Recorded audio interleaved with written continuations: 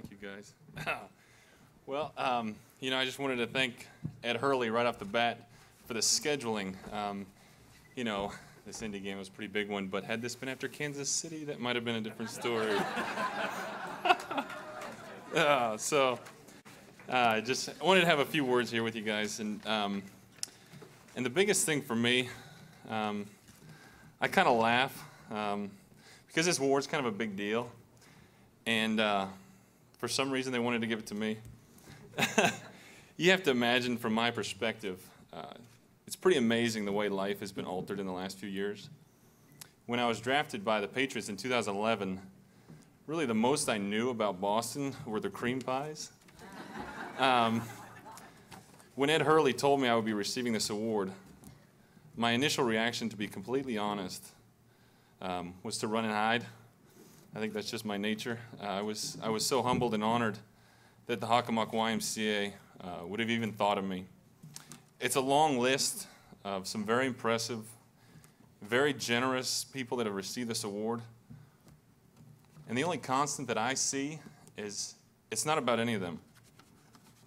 It's about the hundreds of families that have received support going through cancer treatments, the young men that have been guided and given opportunities to go to college, and the barriers broken for people with disabilities.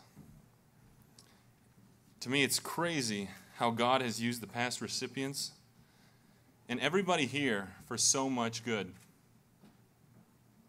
Now, I would like to challenge this group that's here tonight and simply ask why. Why is it that we give back? To me, it's an important question. And a question maybe some of us have never addressed. And maybe we thought about it, but could never come up with a good answer. I believe all possible answers can be boiled down to two categories. The first category is the category of personal advancement. An understandable belief that says that what I get from giving is worth the price we pay.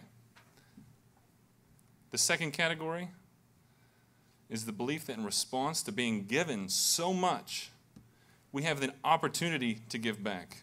We get to give back. And the price that we pay cannot compare to the gift we've already received. We all have great reason to be grateful for our lives.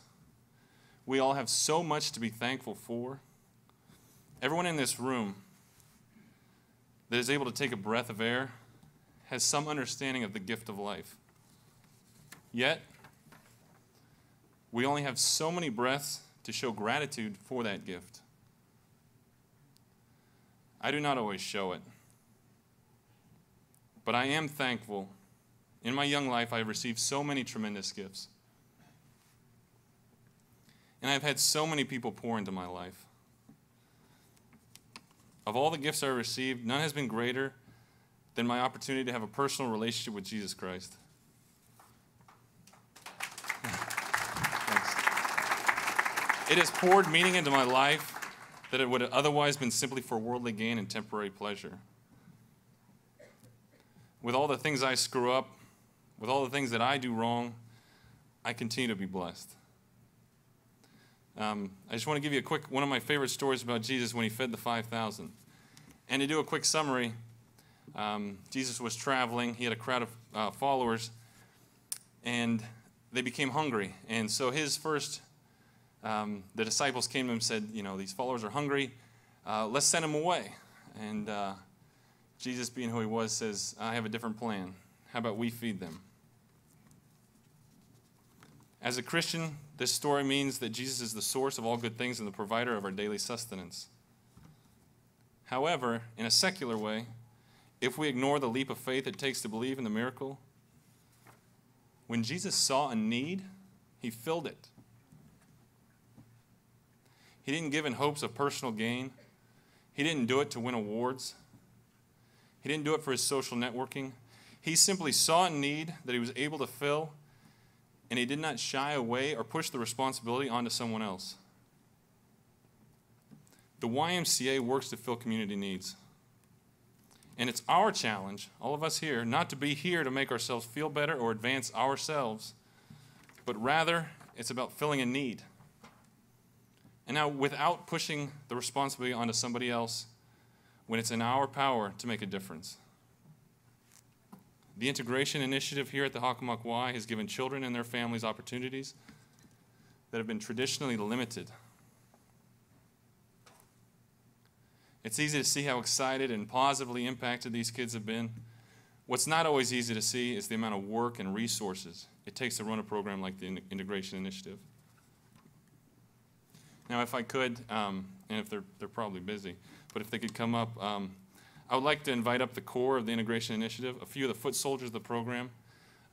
Would Karen Friedman, Barbara Manupili, and Amy Turner please come up to the stage?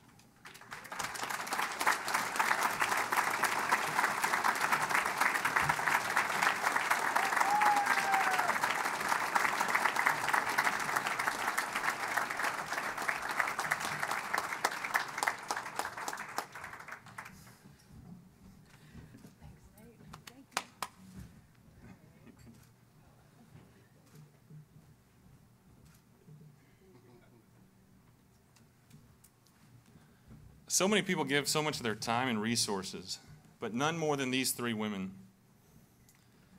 And I'm sure if you asked, they would all say that it's never easy and it's never convenient. But you know what? They love these kids and they believe so much in this program that they have dedicated their entire lives to it. Now they are the ones that deserve the praise for the countless hours and the selfless service. Would you please give them a round of applause?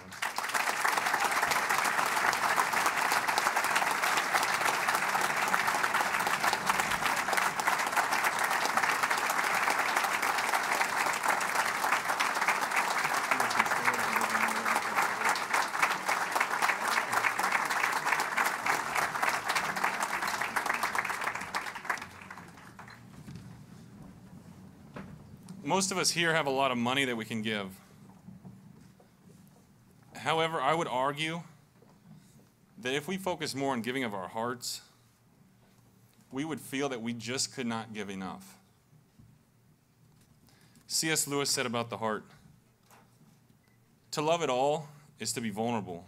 Love anything, and your heart will certainly be wrung with and possibly broken.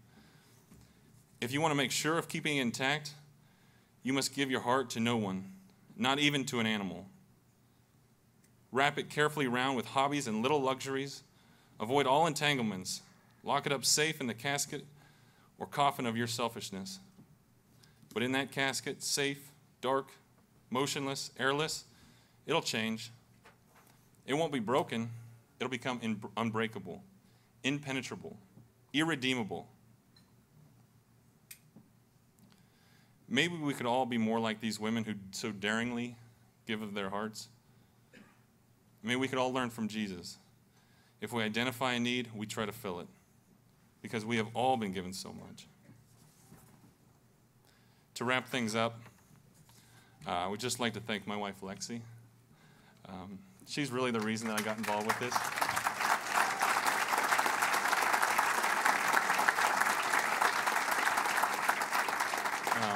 Thank you so much to Pete and Ed. They've called me right into this whole program, and it's been a pleasure to be a part of it. And everybody on the board, thank you so much. The leaders, Jim, Peter, Dan, Patrick, and Scott, thank you for the direction you provide. Thank you for all the Y staff, really, that put this event together. And we've seen firsthand the amount of effort it takes to do that. Thanks to all my teammates. It means a lot that you guys came out tonight. I really appreciate it. I know it's not easy.